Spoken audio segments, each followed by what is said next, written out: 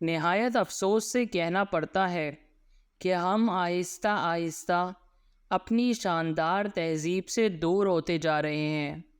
کل میں نے دیکھا کہ ایک بچے نے آئس کریم کا ڈبہ کھولا اور ڈھکن چاٹے بغیر ہی پھینک دیا۔ والدین سے گزارش ہے کہ بچوں کی تربیت پر توجہ دیں۔ یہ مرد بیچارے، بیوی کہتی ہے باہر میں جاؤ، دفتر چلے جاتے ہیں، باس کہتا ہے جہنم میں جاؤ، یہ گھر آ جاتے ہیں۔ اکثر مجھے بینک میں پین کو دھاگے کے ساتھ بندھا دیکھ کر حیرت ہوتی ہے۔ ہم اپنے لاکھوں روپے بینک میں رکھ کر ان پر اعتماد کرتے ہیں اور بینک والے ہم پر پین کا اعتماد بھی نہیں کرتے۔ ایک شادی شدہ شخص گھر میں بیٹھا اخبار پڑھ رہا تھا۔ اخبار میں ایک خوبصورت لیڈی سوٹ کی تصویر تھی اور ساتھ لکھا تھا آج ہی خریدیں اور پورے 50% بچائیں۔ بس پھر کیا تھا، آدمی نے ادھر ادھر دیکھا اور وہ صفحہ ہی پھاڑ کر پورے 100% بچا لیے۔ لائف کی اتنی بینڈ بجی ہوئی ہے کہ کتا بھی بھونک کر جائے تو لگتا ہے نصیحت کر کے گیا ہے۔ وابڈا والوں سے گزارش ہے کہ اپنی تاریں اور کھمبے لپیٹ کر لے جائیں۔ اللہ پاک پرندوں کے بیٹھنے کے لیے کوئی اور وسیلہ بنا دے گا۔ کسی لڑکی کے چہرے پر بری نگاہ ڈال کر گناہ کمانے سے بہتر ہے کہ اس کے پاؤں دیکھ کر استغفر اللہ کر کے ثواب کمائیں۔ بابا جی فرماتے ہیں اگر کسی لڑکی سے غلطی ہو جائے تو قصور غلطی کا ہوتا ہے۔ ایک لڑکی کے سامنے کسی دوسری لڑکی کی تعریف کرنا پیٹرول پمپ پر سگریٹ پینے کے مترادف ہے۔ زندگی بہت حسین ہے اگر رشتہ دار اپنے کام سے کام رکھیں تو۔ اگر آپ چاہتے ہیں کہ آپ کے گھر میں رحمت کے فرشتے آئیں تو آپ گھر سے نکل جائیں۔ آج کل کسی کے گھر جاؤ تو چائے اتنے چھوٹے کپ میں لے آتے ہیں جیسے چائے نہیں پولیو کے قطرے پلا رہے ہوں۔ جب میں چھوٹا تھا تو میرے گھر والے مذاق مذاق میں کہتے تھے کہ ہم تمہاری شادی کر دیں گے۔ اب تو وہ مذاق بھی نہیں کرتے۔ اب میں نے سوچ لیا ہے اب میں اپنے سپنے پورے کر کے ہی رہوں گا، چاہے اس کے لیے مجھے دن رات سونا پڑے۔ شیخ کی بیوی صبح صبح مر گئی۔ وہ روتا ہوا کچن میں اپنی بیٹی کے پاس گیا اور بولا بیٹی تیری امی مر گئی ہے، اس کا پراٹھا مت بنانا۔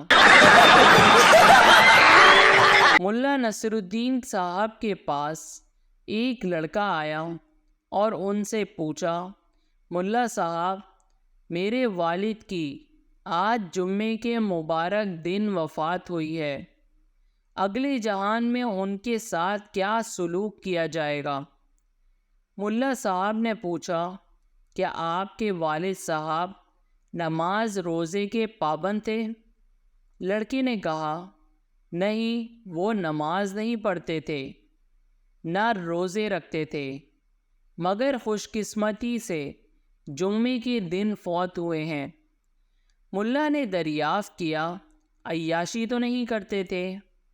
لڑکے نے بتایا عام طور پر تو نہیں، مگر جس روز رشوت کی رقم زیادہ مل جاتی اس روز جوا بھی کھیل لیتے، عیاشی بھی کر لیتے۔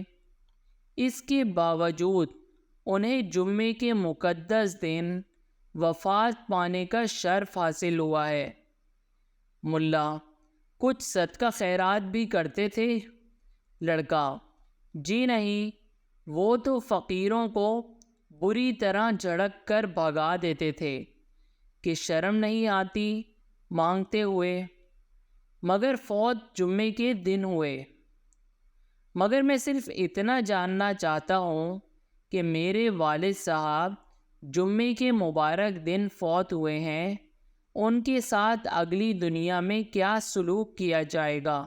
ملا صاحب نے اسے سمجھاتے ہوئے دلاسا دیا، بیٹا، جمعے کے دن تو انہیں کچھ بھی نہیں کہا جائے گا، مگر جیسے ہی ہفتے کا دن آئے گا سارا حساب کتاب بے باک کر دیا جائے گا۔ ایک انگریز پاکستان کی سیر کرنے آیا۔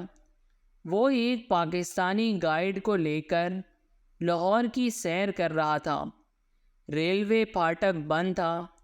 انگریز نے گاڑی کھڑی کی اور دیکھا کہ ایک پاکستانی کندھے پر سائیکل اٹھائے ریلوے پھاٹک کراس کر رہا ہے۔ انگریز نے پاکستانی گائیڈ سے پوچھا کہ یہ شخص کیا کر رہا ہے؟ گائیڈ نے انگریز کو بتایا کہ اصل میں پاکستانی قوم کے پاس وقت نہیں ہے، وہ گاڑی آنے کا انتظار نہیں کر سکتی، اس لیے یہ شخص سائیکل کندھے پر اٹھائے پھاٹک کراس کر رہا ہے۔ ٹرین گزر گئی تو انگریز نے پھاٹک کراس کر کے دیکھا وہ شخص دوسری طرف بندر کا تماشا دیکھنے میں مشغول تھا۔ نئے نویلے میاں بیوی ہوٹل میں کھانا کھانے گئے۔ شوہر نے کھانا شروع کیا تو بیگم نے ٹوکا، آج آپ کھانا کھانے سے پہلے دعا مانگنا بھول گئے۔ شوہر: یہ ہوٹل ہے بیگم، یہاں کے باورچی کو کھانا بنانا آتا ہے۔ بیوی: شکر ہے آپ صحیح سلامت گھر واپس آ گئے۔ شوہر: کیوں، کیا ہوا؟ بیوی: باہر گلی میں شور تھا، لوگ کہہ رہے تھے کوئی رن مرید گٹر میں گر گیا ہے۔ شوہر: فٹے منہ، رن مرید نہیں، رانا مرید کہہ رہے تھے۔ کاش مجھے بھی کچن سے تا حیات نااہل کر دیا جائے، قسم سے کبھی نہیں پوچھوں گی مجھے کیوں نکالا۔